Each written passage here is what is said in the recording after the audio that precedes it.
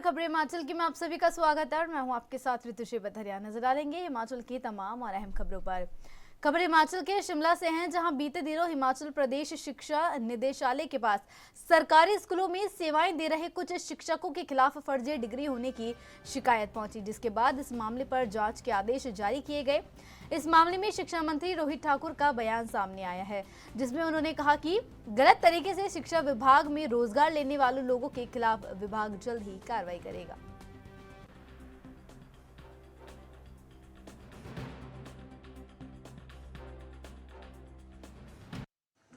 ये मामला पीछे सारा प्रकाश में आया है, जिसमें बाहरी राज्य से इस तरह की गलत तरीके से डिग्रियां प्राप्त करके रोज़गार मिला है और सरकार सारी बातों को लेकर सजग है और निश्चित रूप में इसमें कार्रवाई होगी और जो भी दोषी लोग होंगे जिन्होंने इस गलत तरीके से, फर्जी तरीके से ये डिग्रियां प्राप्त करके रोज़गार प्राप्त किया है, उनके खिलाफ निश्चित रूप से सरकार विभाग कार्रवाई करेगा। कौन कौन से पदों पर है सर ये जो जांच की जा रही है और किस स्तर पर जांच की जा रही है? अब ये प्रारंभिक तौर पे ये सारी जांच है और जैसे ही मैं समझता हूँ इसकी पूरी जानकारी मेरे तक आ जाएगी, मैं ये सूचना आपको भी उपलब्ध करवाऊंगा। दस्तावेज खंगाले जा रहे हैं सर, क्या डिपार्टमेंट लेवल पर और जी, किस स्तर पर आपको लगता है कि इस तरह की फर्जी डिग्रियों के सहारे नौकरी? अभी जैसे मैंने पहले का अभी प्रारंभिक दौर पे सारी आपकी इन्वेस्टिगेशन चली है और जैसे जैसे फर्दर ये इन्वेस्टिगेशन आगे बढ़ेगी तो निश्चित रूप से सारी परतें खुलेगी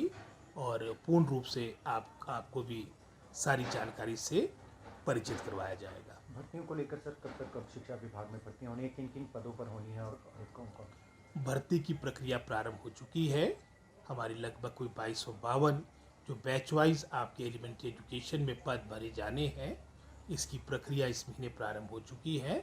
भिन्न भिन्न ज़िलों में अलग अलग श्रेणियों के अंतर्गत जो आपकी जेबीटी, टीजीटी और सीएलवी की पोस्टें हैं वो एडवर्टाइज हो चुकी है और इसके माध्यम से शीघ्र ये नियुक्तियाँ होगी।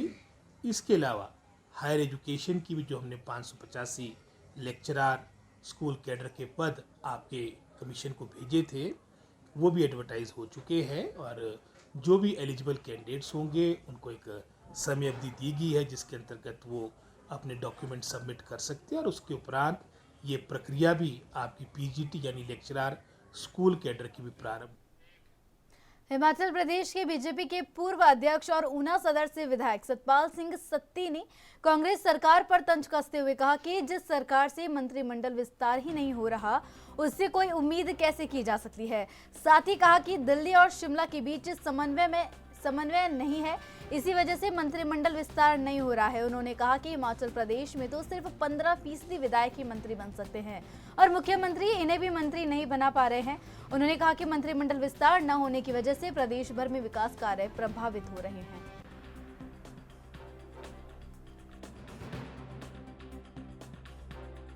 सरकार जैसा मैंने कहा कि अलग अलग मुद्दों के ऊपर फेल हुई है, उस गवर्नमेंट पे क्या उम्मीद की जा सकती है जिस पार्टी से और गवर्नमेंट से अपना मंत्रिमंडल ही पूरा ना बन पाए। 3 मंत्री के पद इनके खाली हैं और सीपीएस के ऊपर इनका बिल्कुल जिसको कहते हैं कि हटने की तलवार लटकी हुई है।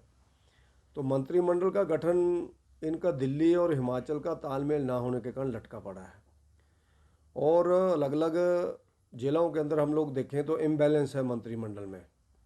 कांगड़ा के अंदर सिर्फ 1 मंत्री हैं, बिलासपुर के अंदर कोई मंत्री नहीं है।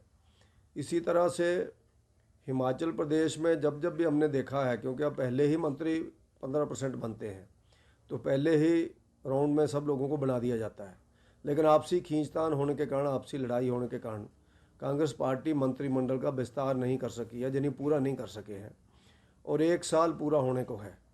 और मंत्रिमंडल का विस्तार नहीं होता तो हिमाचल प्रदेश का काम भी सफ़र होता है, क्योंकि एक मंत्री के पास 5-5, 6-6 डिपार्टमेंट हैं। मुख्यमंत्री जी के पास बहुत ज़्यादा डिपार्टमेंट हैं, जिसके कारण सब लोग इस ओर ध्यान नहीं दे पा रहे हैं कामों की ओर। तो जो गवर्नमेंट तो मंत्रिमंडल बनाने में ही नाकाम हुई है, तो गारंटियों के मामले में तो क्या इनसे कहा जाए, उस मामले में तो जो सफल हुए ही है। और इसी तरह से हिमाचल प्रदेश के अंदर जो नशे का प्रभाव है वो बहुत ज़्यादा बढ़ रहा है। जो एनडीपीएस की इनकी रिपोर्ट है पिछले 1 साल की, जो 7 महीने की रिपोर्ट है, सितंबर तक 1715 केस इनके रजिस्टर्ड हो चुके हैं और इसी तरह से अगर कंपैरिजन की बात करें तो भारतीय जनता पार्टी के समय पर ऐसे बहुत कम केसेस थे, और अभी भी मैं जब मान के चलता हूँ कि इतने केसेस तो रजिस्टर्ड हैं, अनरजिस्टर्ड कितने होंगे जो पॉलिटिकल दबाव के अंदर रोके गए। नगर पंचायत राजगढ़ में आज एक शपथ ग्रहण समारोह का आयोजन किया गया, जिसमें नगर पंचायत राजगढ़ के लिए नवनिर्वाचित अध्यक्ष और उपाध्यक्ष को पद और गोपनीयता की शपथ एसडीएम राजगढ़ राज ठाकुर द्वारा दिलाई गई। अध्यक्ष पद के लिए गत दिनों ज्योति साहनी और उपाध्यक्ष पद के लिए कपिल ठाकुर को चुना गया था। इससे पहले यहां नगर पंचायत में अध्यक्ष और उपाध्यक्ष के पद पर बीजेपी का कब्जा था।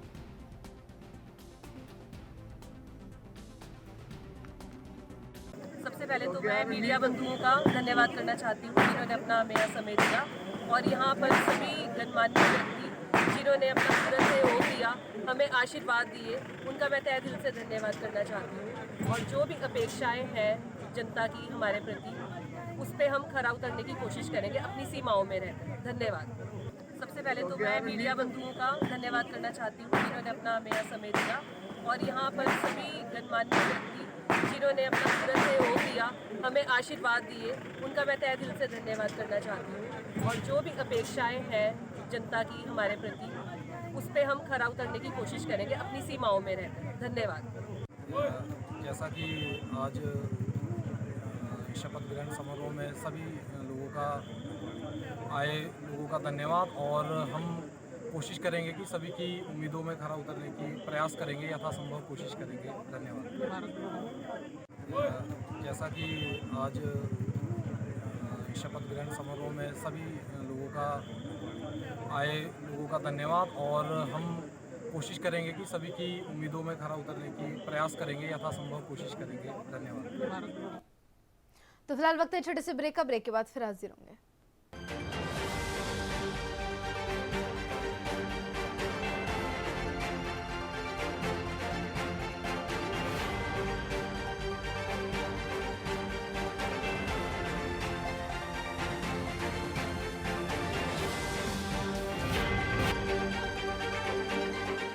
तो वहीं ब्रेक के बाद आप सभी का फिर से स्वागत है। बढ़ते हैं खबरों की ओर। घुमारवीं विधानसभा क्षेत्र के पूर्व खाद्य आपूर्ति मंत्री राजेंद्र गर्ग ने हिमाचल प्रदेश के मुख्यमंत्री पर निशाना साधते हुए कहा कि जब से कांग्रेस की सरकार बनी तो मुख्यमंत्री एक ही बात बार बार बोल रहे हैं, प्रदेश का खजाना खाली है। लेकिन खजाना खाली है तो कांग्रेस ने सरकार क्यों बनाई? कांग्रेस पार्टी के मुख्यमंत्री झूठे बयानबाजी कर रहे हैं और लोगों को गुमराह करने की कोशिश कर रहे हैं।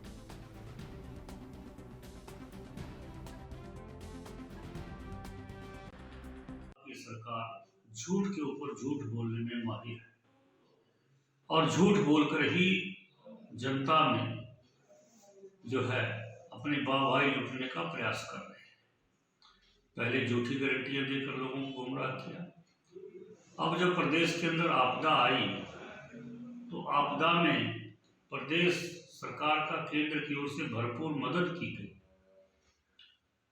उसके बावजूद भी ये कहना कि केंद्र हमारी कोई मदद नहीं कर रहा है, तो इसमें मुख्यमंत्री जी को झूठ बोलने में कहीं ना कहीं सम्मानित करना चाहिए, क्योंकि केंद्र की ओर से 1000 करोड़ रुपए मनरेगा के तहत जो है इसी प्रदेश के अंदर खर्च किए जा रहे हैं राष्ट्रीय आपदा, जिसमें सरकार जो है, प्रदेश की सरकार जो है विभिन्न प्रकार के कार्य उसके माध्यम से कर रही है। 100 करोड़ रुपए आवास योजना में केंद्र सरकार की ओर से स्पेशल दिए हैं, उसके लिए भी उसका भी नाम नहीं ले रहे हैं। इसके साथ ही जो है प्रदेश केंद्र की सरकार ने 403 करोड़ रुपए जो राष्ट्रीय आपदा रिस्पांस फंड है उसके तहत प्रदेश को दिए। 86 करोड़ रुपए प्रदेश का जो आपदा मिटिगेशन का जो फंड है उसमें दिए गए, और 2700 करोड़ रुपए प्रधानमंत्री। और वहीं हिमाचल प्रदेश की राजधानी शिमला स्थित ऐतिहासिक गेयटी थिएटर में मुद्रा परिषद 150वीं कॉन्फ्रेंस और एग्जीबिशन का आयोजन किया गया। इस मौके पर ऐतिहासिक मुद्राओं पर प्रदेश भर से आए 40 शोधार्थियों ने अपने शोध पत्र लिखे। 2 दिनों तक चलने वाले इस कार्यक्रम में हिमाचल प्रदेश का राज्य संग्रहालय भी होस्ट के तौर पर हिस्सा ले रहा है। इसके अलावा इस कार्यक्रम में देश के अलग अलग हिस्सों से आए शोधार्थी अगले 2 दिनों तक ऐतिहासिक मुद्राओं के पीछे के तथ्य और इसके ऐतिहासिक महत्व को लेकर चर्चा भी करेंगे।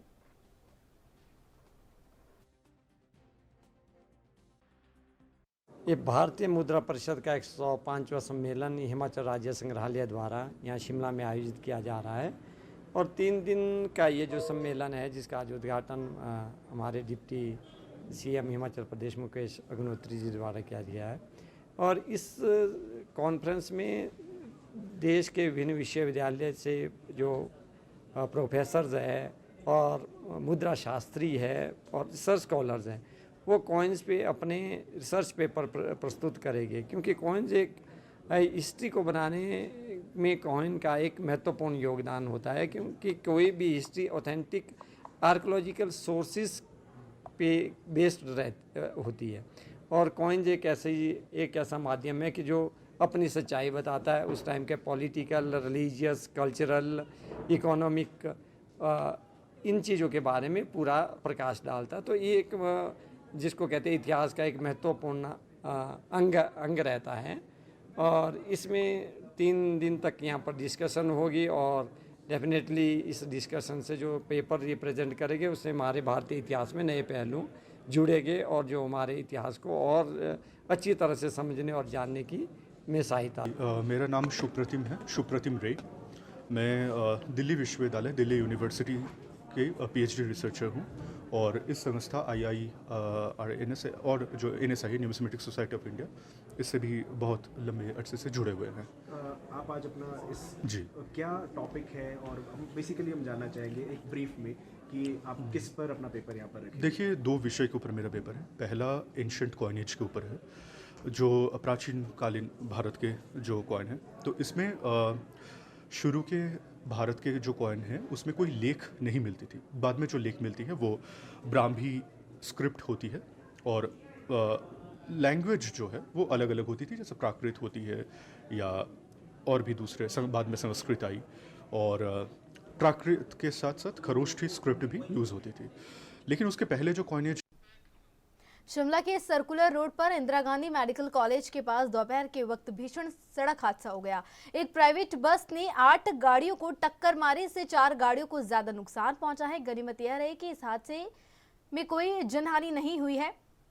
पुलिस से मिली जानकारी के अनुसार प्राइवेट बस के चालक को चलती बस में ही चक्कर आ गया। इसके बाद IGMC कॉलेज और कैंसर अस्पताल के ठीक नीचे सर्कुलर रोड पर पार्क गाड़ियों को टक्कर लग गई। इससे 4 गाड़ियों को काफी नुकसान पहुंचा है, जबकि 4 अन्य गाड़ियां आपस में पिचक गई है, उन्हें काफी नुकसान हुआ है।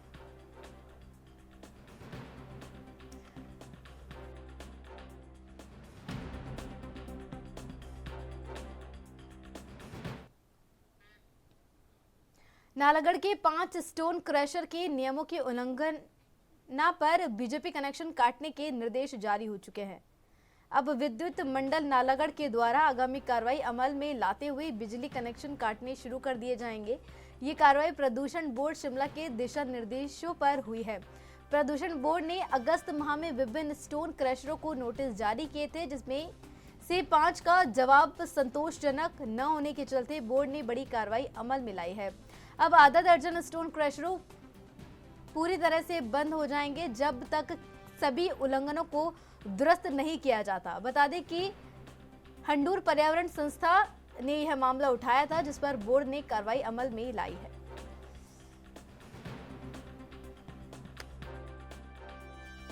जी सर, ये कुछ क्रैशरों के अगेंस्ट बिजली काटने के ऑर्डर आए हैं, परंतु जो हमारी शिकायत थी वो 12 स्टोन क्रशर के अगेंस्ट थी, जो कि टोटल 12 के 12 नियमों के विरुद्ध चल रहे हैं।